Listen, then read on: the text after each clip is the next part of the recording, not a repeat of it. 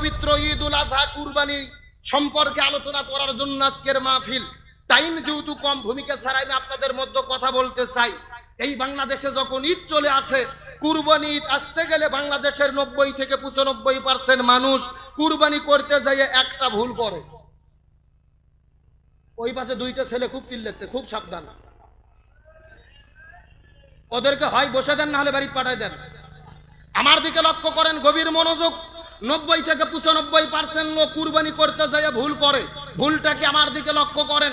আজকে আমাদের গ্রামের মধ্যে আমরা যখন কুরবানি করি, আমরা বলি আব্দুল সালামের নামে কুরবানি, আব্দুর রহিমের নামে কুরবানি, এরকম একটা ভাষা আছে না নাই? এটা সম্পূর্ণ ভুল। কোনো ব্যক্তির নামে কুরবানি হবে না, কুরবানি করতে হবে কার নামে?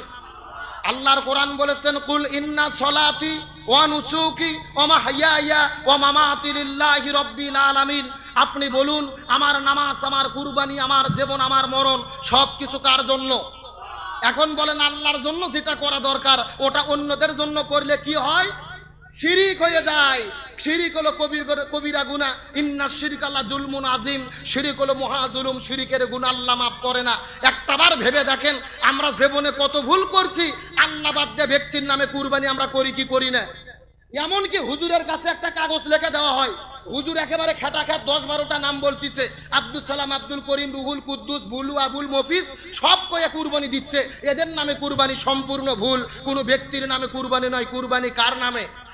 তাহলে সমাধান কি? আমাদেরকে বলতে হবে অমুক ব্যক্তির পক্ষ থেকে, অমুক ব্যক্তির পক্ষ থেকে, কিন্তু কার নামে কুরবানি? আজকে বাংলাদেশে যখন কুরবানি চলে আসে, আমাদের মধ্যে একটা তর্ক বিতর্ক চলে আসে, 7 ভাগে কুরবানি হবে কিনা, ভাগে কুরবানি দেওয়া যাবে কিনা। বিশেষ করে বাংলাদেশের আলে হাদিসের যারা শায়েখ আছে, এরা বলে ভাগে কুরবানি চলবে না। আবার এখন নতুন করে বলতিছে ব্যক্তির পক্ষে কুরবানি হবে না, পরিবারের পক্ষে কুরবানি। ভাগে কুরবানি হবে কিনা জানার দরকার আছে না নাই? গভীর মনোযোগ, আমার কথাগুলো প্রয়োজনীয়। আমি সরাসরি কোরআন সুন্নাহর আলোকে বলতেছি, ভাগে কুরবানি দিতে পারবেন, তবে ভাগে কুরবানি 3টা কারণে বাতিল হয়। জোরে বলেন কয়টা কারণ? ভাগে কুরবানি 3টা কারণে বাতিল হয়ে যায়। এই 3টা কারণ বলার আগে আমি বলি ভাগে কুরবানি জায়েজ আছে কিনা। আমার নবী হাদিস শরীফের মধ্যে বলেন, বুখারী শরীফের হাদিস, ওয়ান জাবির বিন আব্দুল্লাহ রাদিয়াল্লাহু তাআলা খারাজনা মা রাসূলুল্লাহি সাল্লাল্লাহু আলাইহি ওয়াসাল্লাম। হযরত জাবির বিন আব্দুল্লাহ বলেন, আমরা নবীর সঙ্গে সফরে বের হলাম। সফরে বের হওয়ার পরে আমরা কুরবানি করেছি রাসূলের সাথে। এক গরুতে 7 ভাগ, এক আপনার উটে 7 ভাগ। সুবহানাল্লাহ কোন? তাহলে আমার নবী যদি সাহাবীদেরকে নিয়ে 7 ভাগে কুরবানি দেয়, ভাগে কুরবানি জায়েজ আছে না নাই? সুতরাং যারা বলবে ভাগে কুরবানি জায়েজ নাই, এরা হলো ফিতনাবাজ। এদের থেকে সাবধান থাকতে হবে।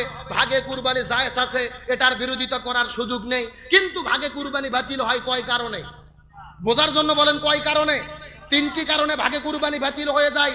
নম্বর 1, আপনি যাদের সঙ্গে ভাগে কুরবানি দেবেন, ভাগে কুরবানি দিতে গেলে 7 ভাগেই দেন, 5 ভাগেই দেন, 3 ভাগেই দেন, প্রত্যেকটা শরীরের যেই টাকা দিয়ে পশু কিনবেন এই টাকাটা হালাল হতে হবে। জোরে বলেন কি হতে হবে? আপনি 7 জনে ভাগে কুরবানি দিচ্ছেন, 6 জনের টাকা হালাল, কিন্তু একজন সুদ খায়, ঘুষ খায়, মানুষ থেকে অন্যায়ভাবে টাকা উপার্জন করে, চাঁদা তোলে। ওই লোকক নিয়ে যদি কুরবানি দেন, 7 জনের ভেতরে 6 জনের টাকা হালাল, 1 জনের টাকা হারাম। 1 জনের টাকা হারাম খাওয়ার কারণে 7 জনের কুরবানি বাতিল বলে গণ্য হবে। এই জন্য সাবধান, কুরবানি দিতে গেলে ভাগে সবার টাকা হালাল কিনা দেখতে হবে। 2 নম্বর, যদি ভাগে কুরবানি দিতে যান, আপনাকে দেখতে হবে যাদের সঙ্গে ভাগে কুরবানি দেবেন এরা নামাজি কিনা, এটা দেখতে হবে। জোরে বলেন কি দেখতে হবে? খুব মনোযোগ ভালো করে বুঝবেন। আল্লাহ তাআলা কুরবানি ওয়াজিব করেছে, ফরজ করেছে। কুল ইন্না সলাতি ওয়া নুসুকি। আপনি নামাজ পড়েন, তারপরে কুরবানি করেন। চিৎকার করে বলেন, আগে নামাজ না আগে কুরবানি? কথা কয় না, আগে নামাজ না আগে কুরবানি? আল্লাহ বলছেন ফাসাল্লি লিরাব্বিকা ওয়ানহার, আগে নামাজ পড়ো তারপরে কুরবানি করো। তাহলে কি বোঝা যাচ্ছে, আগে নামাজ না আগে কুরবানি? আরো জোরে বলেন। তাহলে বোঝা গেল যাদের সঙ্গে ভাগে কুরবানি দেবেন এদের কি হতে হবে?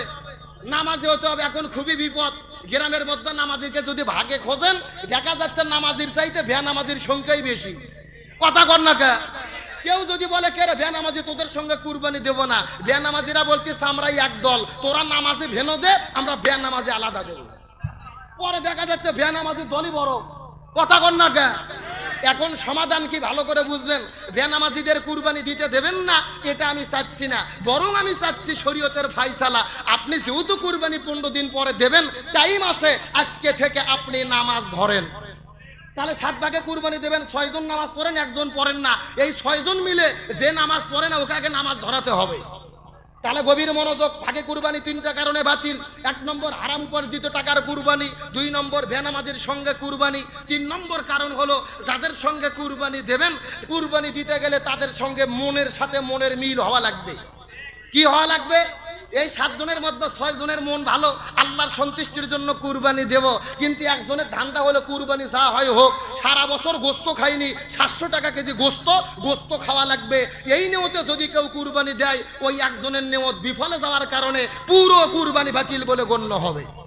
তাহলে গভীর মনোযোগ, শর্টকাট মূল কথা বোঝেন। আপনি ভাগে কুরবানি দেন, জায়েজ আছে, না জায়েজের কোনো সুযোগ নেই। ভাগে কুরবানি দেবেন, তবে 3টা শর্ত। যাদের সঙ্গে ভাগে দেবেন হালাল উপার্জিত সবার সম্পদ হতে হবে, 2 নম্বর নামাজি হতে হবে, 3 নম্বরে আপনি দেখবেন সবার মন নিয়ত ঠিক আছে কিনা। এই 3টা শর্ত মানে ভাগে কুরবানি দেন। কিন্তু 3টা শর্তের লোক যদি খুঁজে না পান, ভাগে 2 লক্ষ টাকার গরু দেওয়ার চাইতে 6000 টাকার ভেড়া কিনে কুরবানি দেওয়া ভালো। কথা কি বোঝা যায়? ভাগে দেওয়া যাবে, তবে 3টা শর্ত মানে ভাগে কুরবানি দেবেন। আসুন, কুরবানি যখন চলে আসে একটা বিতর্কিত মাসালা, আলেমদের মধ্যে তর্ক বিতর্ক। আমরা 3 ভাগ করি কুরবানির গোশত, 3 ভাগ করা জরুরি কিনা, 3 ভাগ না করলে কুরবানি হবে কিনা। গভীর মনোযোগ, 3 ভাগ করে আমরা যে কুরবানির গোশত বন্টন করি, সরাসরি কোরআন বা হাদিসে এই 3 ভাগ করার ডাইরেক্ট কোনো বর্ণনা পাওয়া যায় না। তাহলে আমরা কুরবানির গোশত কেমনে বন্টন করব? সরাসরি কোরআনের বক্তব্য, কোনো হুজুরের বক্তব্য নয়। সূরাটির নাম সূরা আল হজ, আয়াত নম্বর হলো 36। আল্লাহ তাআলা বলতিছে, তোমরা যদি আল্লাহর সন্তুষ্টির জন্য কুরবানি দাও, কুরবানি যখন হয়ে গেল, গোশত তোমরা কি করবা? ফাকুলু মিনহা, সেখান থেকে তোমরা খাও, ওয়া আতইমু, তোমরা দিয়ে দাও, আল কানিয়া আল মুতারর, তাদের মধ্যে গোশত বিতরণ করো, যারা তোমাদের কাছে গোশত চাই আর যারা চাই না, 2 দলকেই দিয়ে দাও। সুবহানাল্লাহ। তাহলে আল্লাহ কয়টা বিধান দিল? ফাকুলু মিনহা, 1 নম্বরে নিজে খাও, 2 নম্বরে কি করো? তোমরা দিয়ে দাও, যারা তোমাদের কাছে চাই, যারা চাই না। কারা চাই? ফকির, মিসকিন, দরিদ্র, অসহায়। চাই না কারা? আপনার গ্রামের ভাই প্রতিবেশী, এরা একেবারে ফকির মিসকিন না, তবে কুরবানি দেয়নি, আপনার আত্মীয় স্বজন, এদেরকেও দাও। এখান থেকে 3টা ভাগ পাওয়া গেল। 1 নম্বর নিজে খাবো, 2 নম্বর গরিব মিসকিনদের দেব, 3 নম্বর আত্মীয় স্বজনকে দেব। এই আয়াত গবেষণা করে ইমাম আবু হানিফা রাহমাতুল্লাহ আলাইহি বলেছে, এই জন্য কুরবানি গোশত 3 ভাগ করা মুস্তাহাব, করতেই হবে, এটা বাধ্যতামূলক না, তবে করা হলো উত্তম পদ্ধতি। সুবহানাল্লাহ কোন। কিন্তু 3 ভাগ সব সময় জরুরি নয়। আমার দিকে লক্ষ্য করেন, এই যে আমার প্রিয় ভাই মাওলানা মুজাহিদুল ইসলাম এইবার একটা কুরবানি দেবে, 1 লক্ষ টাকার গরু, গোশত হয়েছে 3 মণ, এর বাড়িতে সদস্য 2 জন, ফ্রিজ কেনে। জরুরখান কি কেনে? একদিন জিজ্ঞেস করলাম, কে ভাই তোমার কুরবানি নাই, ফ্রিজ কে?